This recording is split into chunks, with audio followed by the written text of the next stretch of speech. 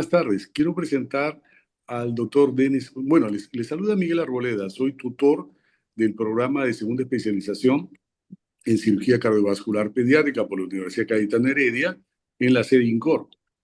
Y tengo el placer de presentar al doctor Denis Carrasco Herrera, nuestro residente de segundo año, quien va a presentar el tema corrección quirúrgica de la comunicación interventricular. Buenas tardes, Denis. Te cedo el micrófono entonces para que comiences. Buenas tardes ante todos.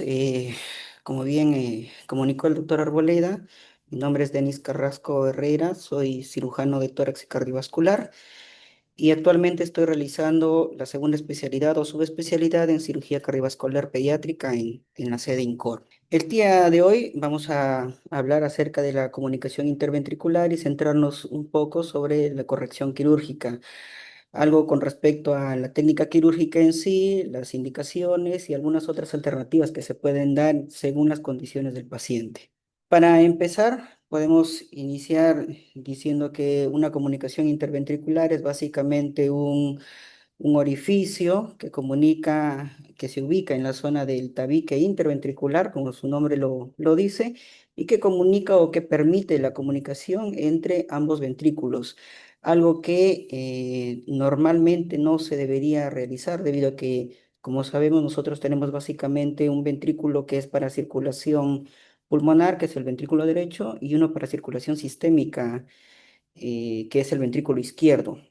Algún tipo de comunicación entre ambos ventrículos no es dable normalmente hablando. A modo de historia, quien describe por primera vez el defecto septal interventricular fue Henry Royer en el siglo XIX, en el año 1879. Es una de las patologías, una de las malformaciones cardíacas congénitas más frecuentes. Si se toma en cuenta como un defecto aislado, solamente con la presencia única de un defecto septal interventricular. En cambio, si nos tomamos en cuenta poblaciones a nivel de estudio, a nivel de la costa o a nivel del mar, pero si nos vamos a mayores altitudes, por ejemplo, en los Andes peruanos, podemos encontrar que el defecto congénito más frecuente es la persistencia de un ductus arterioso. La prevalencia aproximadamente es de 3 a 4 por cada 1000 recién nacidos vivos. Constituye aproximadamente del 20 a 30% del total de las cardiopatías congénitas, como habíamos dicho, se centra en la más frecuente, en comparación a que en el adulto, en cambio, es la presencia de una válvula aórtica bicúspide. Aproximadamente del 30 a 40% de estas comunicaciones interventriculares se cierran de forma espontánea durante el crecimiento, en los primeros 2 años de vida, y aproximadamente el 10% de este tipo de comunicaciones pueden ir asociadas a defectos múltiples. Y lo más importante, hablando ya en el desarrollo o la cronificación de este tipo de patologías, es que puede tener evolución a una reversión del flujo a nivel pulmonar, lo que normalmente se conoce como síndrome de Eisenmenger. Ahora, para hablar del defecto, tenemos que centrarnos también un poco en lo que sería el desarrollo del mismo defecto, del mismo septum interventricular, que será aproximadamente entre las 4 y 7 semanas de vida intrauterina. Ya. En un inicio, para la formación del septum interventricular, tenemos nosotros básicamente tres componentes.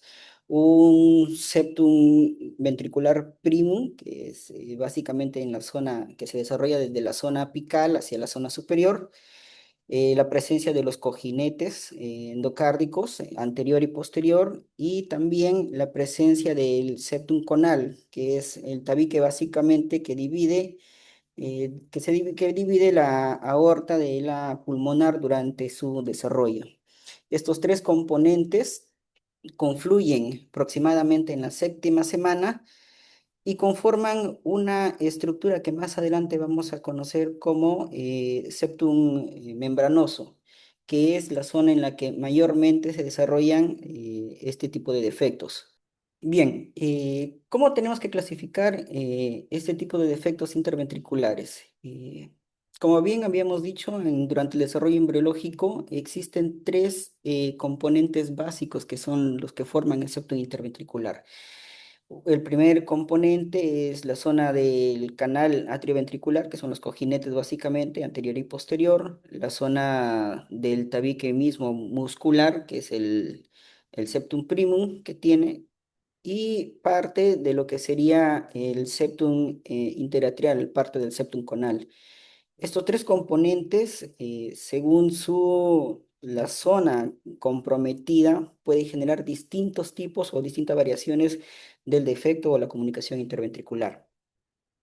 Así, podemos encontrar defectos periféricos a la válvula tricúspide, podemos encontrar defectos cercanos a la salida a nivel de la arteria pulmonar o la arteria aorta, defectos a nivel de la zona media del tabique, tanto como defectos hacia la zona distal o apical. Es muy variopinta la presentación de los distintos tipos de defectos y pueden ir tanto asociados de forma aislada, como la presencia de un único defecto, o pueden ir incluso asociados varios defectos en distintas zonas, lo cual más adelante pues difiere mucho en el tipo de tratamiento que le vamos a poder ofrecer al paciente. Se han descrito distintos tipos o distintas formas de clasificar o agrupar los defectos interventriculares. Nosotros solemos utilizar más la clasificación de de la Sociedad Internacional de Cardiopatías Congénitas, que básicamente lo agrupa en perimembranosos, subarteriales, musculares y los que son de entrada y salida. Pero han habido otros autores como Van Praag que los clasifican con ventriculares, conales, de tipo canal, de tipo muscular, teniendo en cuenta la zona embriológica comprometida durante su desarrollo. Al igual que Anderson, toma algo similar. El gráfico que podemos mostrar contrasta los distintos tipos de clasificaciones para mostrar algún tipo de equivalencia, debido a que no todos o no, todas las instituciones tienen la misma manera de nombrar la ubicación de los distintos tipos de comunicaciones interventriculares. Así que una forma de que tomaron algunos autores de resumir es clasificarlos en un tipo del 1 al 4, una forma más resumida, por así decir, de este tipo de clasificación. Y lo toma en cuenta según la zona anatómica que puede verificar el cirujano durante el tratamiento quirúrgico, tomando como el tipo 1 los que se encuentran hacia la zona del tracto de salida y en forma descendente vamos bajando hacia el tipo 2 que suele ubicarse entre la zona membranosa, el tipo 3 que está más periférica hacia la válvula tricúspide y la zona 4 es la más distal que sería hacia el ápice del ventrículo. Es una forma más concisa o más práctica de poder clasificarlos o nombrarlos. Cada tipo de comunicación tiene características propias. Desde el tipo membranoso, que se suelen localizar más periféricas hacia la válvula aórtica o hacia la válvula tricúspide, y que muchas veces la válvula tricúspide, a modo de mecanismo de defensa, por así decir, trata en cierta medida de cerrar el defecto, lo que también puede generar algún tipo de daño de la estructura misma de la válvula tricúspide y se puede ver asociado no solamente un incremento de volumen a nivel del ventrículo derecho por el pasaje de sangre a través del defecto, sino también una regurgitación del ventrículo derecho hacia el atrio derecho debido al compromiso de la válvula tricúspide. Otras formas de nombrar a las membranosas, las tenemos como perimembranosas, conoventriculares, subaórticas. Y lo más característico en esta zona es que la distribución del circuito eléctrico propio del corazón, en la zona de las de His, que suele ubicarse en la zona subendocárdica y a nivel del borde póstero inferior. Cuando realizamos la corrección tenemos que tener mucho cuidado porque eh, al colocar o al suturar el parche que va a realizar el cierre del defecto, podemos generar algún tipo de bloqueo. Puede ser un bloqueo transitorio en los primeros días, en vez de la primera semana, o puede ser un bloqueo definitivo y el paciente requiere algún tipo de soporte tipo marcapasos. En el tipo muscular se suele localizar en la pared libre y en la zona media, zona distal. En esta, por lo general, suele tener una presentación de ser múltiples en su mayor proporción. Para el cierre se tiene que tener muchas consideraciones anatómicas debido a que existen muchas trabéculas en el ventrículo derecho y es un poco más dificultoso poder localizar exactamente el trayecto de los orificios. En el caso de los de mal alineamiento, pues este sí es una agrupación que no se va a tocar a profundidad en el día de hoy, debido a que suele más asociarse a otro tipo de patologías conotroncales. El mal alineamiento hace referencia al posicionamiento que va a existir tanto entre el septum conal y el propio septum muscular. Si estos están desalineados, como bien lo dice el nombre, pues pueden generar algún tipo de desplazamiento de, sobre todo, la arteria aorta hacia el ventrículo derecho. En el tipo subarterial o de salida, que suele ser el más frecuentemente hallado en la población asiática, más o menos el 30% de la población asiática, en cambio es muy poco frecuente con respecto a la población de Occidente, solamente un 5% nada más. Este suele diferenciarse con respecto al de entrada, que ambos se encuentran básicamente al mismo nivel horizontal, por así decirlo, en que uno se encuentra más hacia la zona anterior, hacia la zona de las arterias principales, mientras que el otro suele ser un tanto más posterior y por ende se relaciona más con la válvula tricúspide. ¿Cómo lo diagnosticamos? El diagnóstico básicamente tiene que ver, uno, por el compromiso o la repercusión hemodinámica que puede haber en el recién nacido. Si hablamos de un defecto grande, puede el paciente presentarse con un cuadro de insuficiencia cardíaca porque hay un enorme volumen de la circulación sistémica que está ingresando hacia circulación pulmonar a través de este defecto. Pero en pacientes en los que básicamente no cursan con este tipo de cuadro clínico, tiene mucho que ver la parte del examen físico. Si vamos a encontrar la presencia o no de algún tipo de soplo, sobre todo un refuerzo a nivel del segundo ruido cardíaco. Ecocardiográficamente, la ventana que nos puede ayudar mayormente a poder clasificarlo de cierta manera que nos pueda dar una idea del tipo de defecto puede ser en un eje paraesternal largo, un eje paraesternal corto, en que nosotros podemos ver, por ejemplo, en esta primera imagen, parte de la salida del ventrículo derecho, una zona del ventrículo izquierdo, la válvula aórtica y el defecto o el septum interventricular localizado aquí en esta zona. Y su proximidad define mucho el tipo de defecto que podría ser perimembranoso mayormente o subarterial.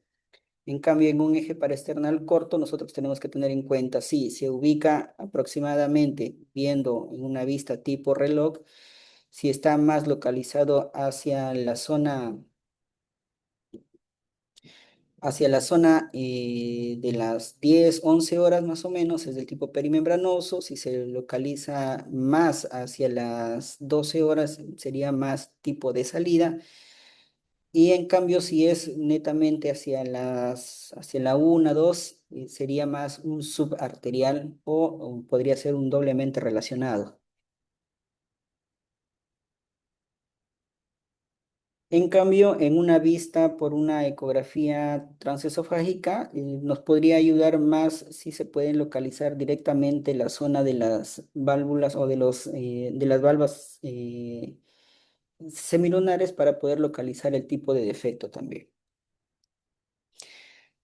La fisiopatología el compromiso básicamente del defecto es respecto a la circulación pulmonar. Una forma de clasificar también qué tanto es el compromiso va a depender mucho del tamaño del defecto. Algunos autores lo clasifican como pequeños aquellos que se encuentran menos de 4 milímetros, moderados aquellos que están entre los 4 a 6 milímetros y otros lo pueden decir que son grandes si son mayores a 6 milímetros. Otros autores suelen tomar como referencia el tamaño del defecto medido respecto al tamaño del anillo aórtico. Si está menos de un tercio es pequeño, si está entre el tercio y los dos tercios es moderado, y mayor a eso es un CIB grande, es un defecto grande que puede tener mucha repercusión hemodinámica. Lo otro también es tener los valores de hemodinámicos, la relación entre el QPQS.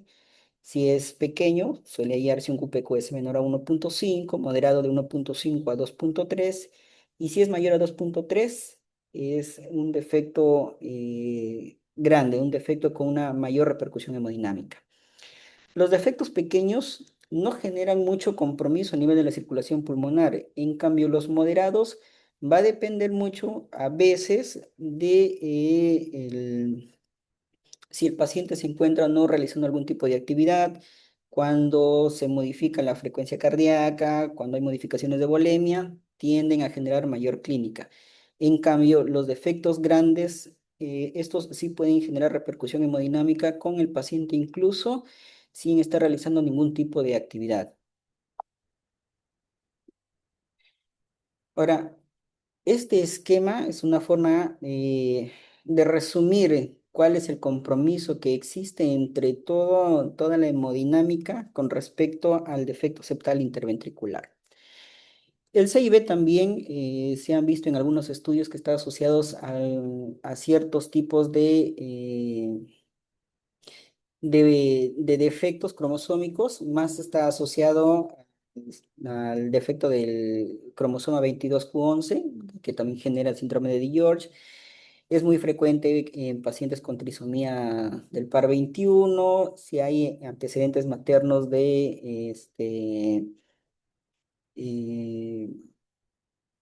diabetes, si hay uso de algún tipo de medicamentos, sobre todo retinoides durante la gestación. Eso han visto que hay mayor asociación para que el producto pueda tener algún tipo de defecto septal interventricular. Ahora, si este defecto es de un tamaño moderado o incluso un tamaño ya más considerable, un defecto grande, nosotros vamos a tener que, por diferencia de presiones, la sangre del ventrículo sistémico, del ventrículo izquierdo, atraviesa el defecto e ingresa hacia el ventrículo derecho, con lo cual va a generar mayor sobrecarga que va a ir hacia la circulación pulmonar. Esto puede generar algún tipo de modificación a nivel del endotelio vascular pulmonar, que más adelante puede generar algún tipo de reversión. Las arterias básicamente se oponen al exceso de flujo sistémico que existe, y eso puede incluso llegar a revertir el flujo pulmonar. El shunt, que suele ser de izquierda a derecha, pasa a ser de derecha a izquierda, lo cual se llama síndrome de Eisenmenger.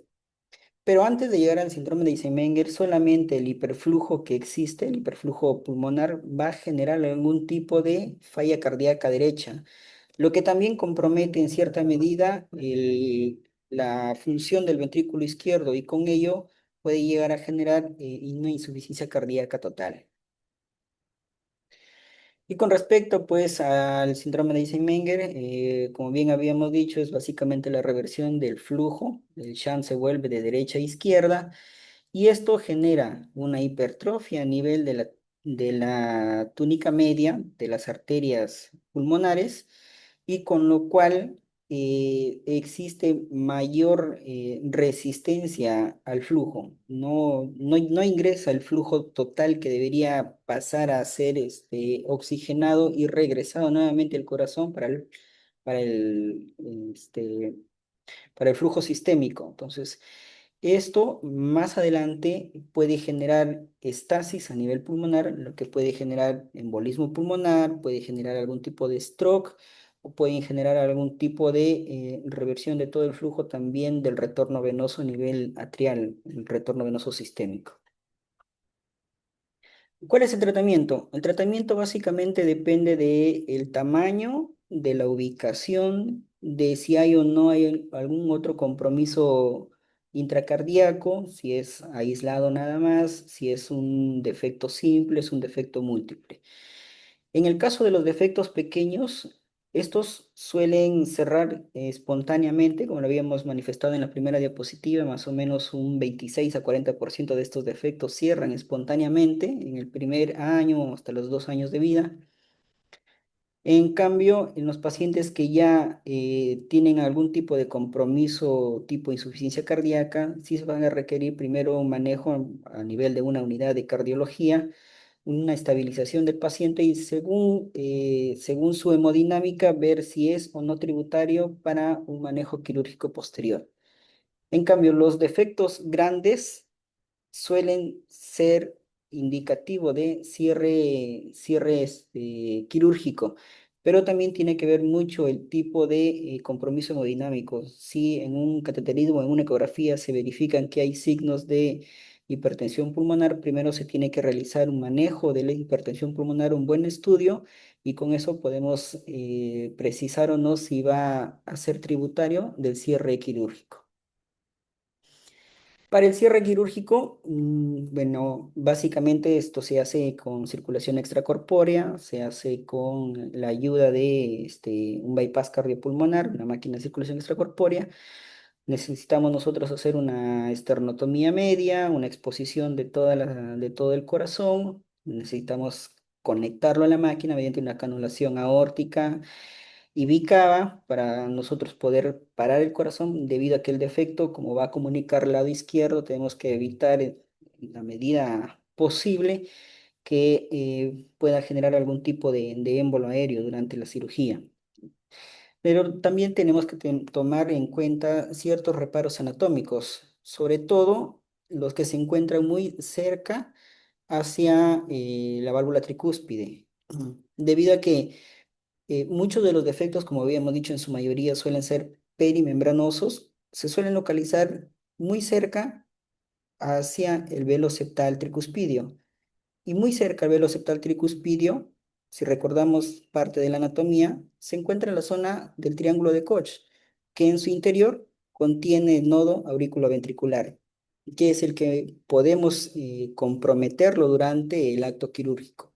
Y además de eso, cerca, como habíamos mencionado anteriormente, hacia el borde posterior inferior del defecto, pasa parte del circuito eléctrico que comunica la zona atrial con la zona ventricular, en la cual si no tenemos el cuidado que se requiere, la pesquisa necesaria, podemos lesionarlo y con ende obtener un bloqueo completo del paciente que podemos requerir una segunda intervención quirúrgica para poderle implantar un marcapasos permanente.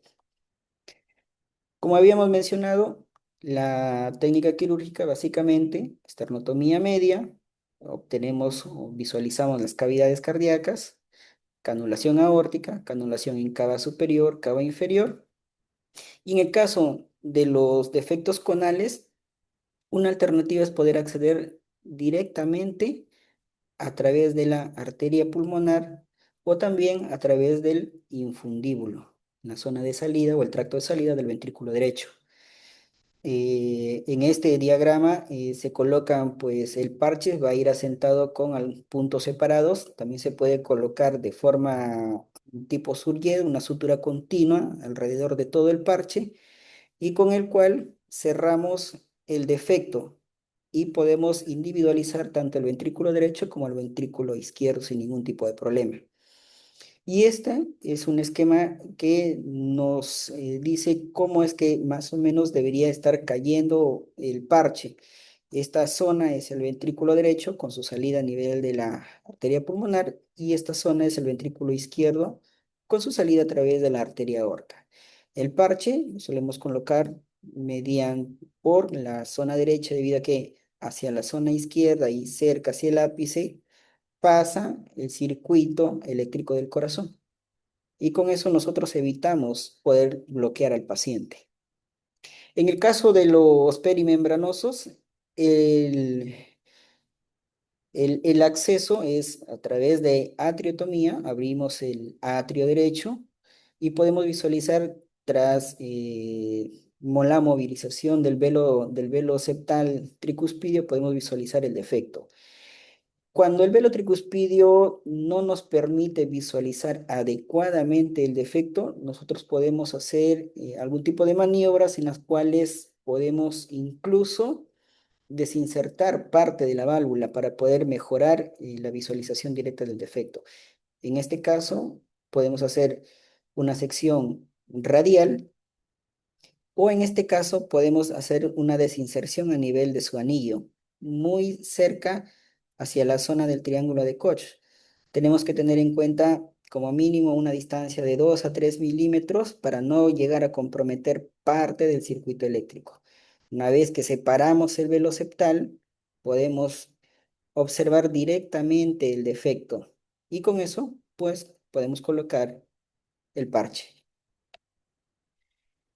En cambio, en parte también de los defectos que se encuentran más subarteriales, aparte del abordaje por la arteria pulmonar, puede ser directamente por el infundíbulo. Este es un acceso que solemos utilizar también en el cierre del defecto interventricular que existe en la tetralogía de Fallot. Como sabemos, aquí, como hay un desplazamiento aórtico, el orificio o el septum, el orificio interventricular, se encuentra muy próximo a la salida de ambas arterias. Por ende, podemos localizarlo directamente durante la corrección de este tipo de patologías. Y en los defectos de tipo entrada, tipo canal, tenemos que tener en cuenta si existe o no existe compromiso de las válvulas atrioventriculares. En los de tipo canal, esto sí es parte de otro tipo de patologías. En el canal no solamente hay un CIA, sino también hay un CIB, sino también un compromiso del septum interatrial y además también puede haber compromiso valvular. De igual manera, solemos hacer el acceso por atriotomía, visualización directa. Podemos incluso desplazar o desinsertar parte del velo tricuspidio, el velo septal, y con ello lograr un mejor abordaje quirúrgico. Pero en el caso descrito hasta ahora, solamente hemos hablado básicamente de los defectos únicos, pero en el caso de los defectos múltiples, ¿qué podemos ofrecerle al paciente? Si bien los defectos múltiples pueden ser pequeños en la clasificación de tamaños que habíamos mencionado, el área correspondiente a la suma total de los defectos hace como si se presentase como un defecto grande. Esto genera igual un hiperflujo a nivel del ventrículo derecho del circuito pulmonar, un hiperflujo pulmonar, y con ello también puede tener incluso contraindicación para el cierre del defecto de forma quirúrgica. Y tenemos primero que intentar incluso algún otro tipo de maniobras, hacer manejo primero de si hay o no hay compromiso de insuficiencia cardíaca, manejo de hipertensión pulmonar. Si los defectos son múltiples, pero la clínica que presenta permite el cierre, podemos hacer el cierre directo. En cambio, podemos incluso paliarlo, o sea, hacer algún tipo de procedimiento que solamente atenúe la clínica de insuficiencia cardíaca, como podría ser el bandeo o banding de la arteria pulmonar, o cerclaje, como se suele llamar en algunos otros centros, que es básicamente disminuirle el diámetro a la arteria pulmonar y con ende generar una especie de resistencia u oposición al hiperflujo, y con ello incluso se ha visto que en múltiples múltiples defectos pequeños puede haber cierre solamente con el banding pulmonar, debido a que se restringe el flujo hacia la zona derecha y con ello pues hay mejoría en toda la hemodinámica del paciente. Una alternativa que se puede utilizar es la utilización de un cierre tipo Amplatzer, pero en los defectos múltiples, el Amplatzer por vía de cateterismo suele ser un poco dificultoso para poder localizar con exactitud los defectos. Entonces, una alternativa suele ser utilizar un abordaje híbrido en el cual el cirujano suele hacer una mini esternotomía, una esternotomía baja, y por visualización directa de la zona ventricular, puede ser directamente por el ápice derecho o incluso el ápice izquierdo, puede mediante guía ecográfica punzar directamente la zona del defecto y con ello puedes colocar tanto la guía para el posterior cierre mediante un Amplatzer. Entonces, este estudio muestra, en un hospital en China, muestra una población que entró a estudio desde el 2018 al 2019, dos años consecutivos. Hicieron un total de 59 pacientes y de esos 59 pacientes hubo un éxito quirúrgico de un 97%, es decir, 57 pacientes sin ningún tipo de daño consecutivo al procedimiento, algún tipo de arritmia o alguna necesidad de un procedimiento adicional. Pero los dos pacientes que pudieron salir de este total de la población fue básicamente porque al tratar de realizar el cierre percutáneo, verificaron que había un compromiso aórtico grave en uno de los pacientes, así que tuvo que ir a cierre convencional con plastía aórtica. Y en el otro paciente, después de desplegar el dispositivo, el Amplatzer, hubo todavía un cortocircuito residual importante que requirió, debido al compromiso hemodinámico, entrar a corrección quirúrgica. Ellos concluyen en este estudio que es un muy buen enfoque alternativo el poder utilizar un abordaje híbrido. Hay mucho éxito, 97%, y las tasas de complicaciones son muy bajas. Pero, ¿qué podemos hacer si la institución no puede realizar el cierre de forma percutánea por hemodinámica o el cierre híbrido con asociación con cirugía? Una alternativa es poder realizar un Amplatzer casero, por así decirlo, en el cual se logra el cierre mediante la realización de un parche de forma circunferencial, en forma de una moneda, que mediante una visualización ecográfica se logra observar directamente el defecto y a través del septum interatrial, aperturamos el septum interatrial, hacemos el pasaje de este parche. Como ven, básicamente funciona como un Amplatzer, pero es un Amplatzer más hecho a mano, básicamente. Entonces, en este otro estudio, también en un hospital de China, ellos hicieron un seguimiento de 21 pacientes consecutivos que presentaron defectos septales interventriculares apicales que no pudieron ser cerrados mediante hemodinámica por el tipo de ubicación, porque en esta zona existen mayor cantidad de trabéculas y la guía no pudieron atravesarla de forma adecuada. Entonces, y lo otro es que eran pacientes demasiado pequeños. Este sí hicieron un estudio en población prácticamente neonatal y lactantes menores. En ellos, su edad media fue de 15,4 meses, en un rango que fue desde el primer mes, y en pesos muy bajos, que en un rango de 4 a 20 kilos, con una media de 8,3.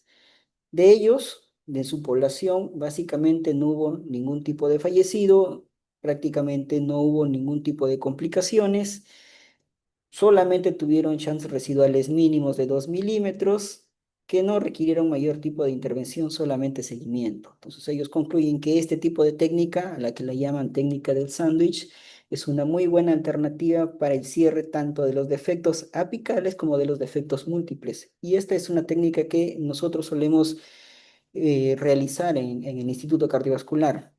Esta es también una forma descriptiva de realizar el procedimiento. Esta imagen verifica cómo se suele realizar el armado de este tipo de Amplatzer. Es básicamente, bueno, en esta imagen se ve un injerto de Dacron, pero nosotros solemos utilizar parches de PTFE, pues, cortamos varios parches y armamos una circunferencia tipo moneda y posterior a ello colocamos un punto central que nos sirve como anclaje desde un ventrículo hacia el otro. Y posteriormente a eso colocamos la segunda etapa, con lo cual se genera el cierre del defecto. Pero en pacientes que son CIBs múltiples, que tienen mucha inestabilidad hemodinámica, mucho hiperflujo, ya incluso hipertensión pulmonar, el cortocircuito izquierda-derecha es muy significativo y no pueden ser tributarios para manejo quirúrgico. En ellos tenemos como alternativa la paliación, realizar el bandeo pulmonar, que suele indicarse en pacientes con CIBs múltiples, como hemos dicho, y pueden ser defectos pequeños, pero que en sumatoria, por la cantidad que tienen, generan o se comportan como un único defecto grande, que genera mucho hiperflujo pulmonar. Y en otros serían en pacientes que tienen muchas comorbilidades, pacientes que son de muy bajo peso al nacer, son pacientes que están en un cuadro séptico, un cuadro neumónico por el compromiso pulmonar que han tenido por el hiperflujo. En el caso de ellos, vamos a tener que realizar el cerclaje pulmonar. Ahora, ¿cómo podemos realizar este cerclaje o qué medida tomamos? Nos basamos básicamente en la fórmula de Trasler, que es para poder realizar la medida del cinturón que se va a utilizar a nivel de la arteria pulmonar. En el tipo de defectos simples, los tipos, bueno, acá está colocado como no cianóticos, la regla suele ser 20 milímetros más 1 milímetro por cada kilo de peso del paciente. Es decir, si el paciente pesa 3,5 kilos, sería más o menos 23 milímetros que tendría que medir la cinta.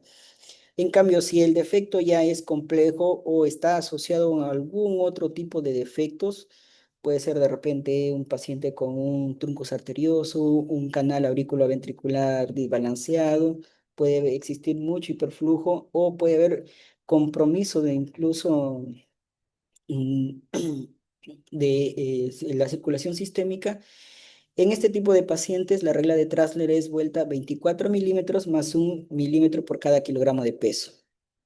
Y en pacientes que van a ir a circulación de Fontan, incluso se puede tomar una media entre ambas medidas, 22 milímetros y 1 milímetro por cada kilogramo de peso. Pero hay pacientes en los cuales incluso la regla de Trasler no podría aplicarse. Entonces, en este tipo de pacientes se tiene que hacer una especie de ensayo y error, por así decir. Se realiza el banding pulmonar y se va ajustando según la hemodinámica del paciente, según cómo va la diferencia de presiones, tanto en el circuito pulmonar como en el circuito sistémico, incluso cómo va la saturación del paciente. Tomamos como rangos aproximadamente la presión a nivel pulmonar, un 50%, incluso como máximo 2/3 partes de la presión sistémica, y si hablamos de saturación, en un rango de 70 a 80 de saturación. Este esquema verifica más o menos cómo es el cerclaje. Realizamos nosotros la medida con una cinta de injerto de PTFE y realizamos la medida mediante la regla de Trasler. Posterior a eso, colocamos la cinta alrededor de la arteria pulmonar. Y en el caso de que la regla de Trasler no aplique, podemos ir ajustando progresivamente hasta ir viendo la hemodinámica del paciente, una estabilidad notoria. Y ahí podemos decir que hemos terminado de hacer ese bandeo pulmonar. Y esta es una modificación de esta regla de Trasler. Normalmente, o en un inicio, solíamos hacer una cinta de unos 4 milímetros de ancho y luego aplicamos pues básicamente la medida longitudinal, si es un defecto simple, si es un defecto asociado o si es un paciente que va a ir a una circulación de tipo Fontan en un corazón univentricular. Pero para pacientes que son de muy bajo peso, pacientes neonatos, La cinta lo solemos hacer de 3 milímetros y la medida ya no con 20 sino con 19 milímetros. Esto es básicamente porque su hemodinámica funciona un tanto más sensible cuando se puede realizar el banding pulmonar. Eso sería todo. Muchísimas gracias.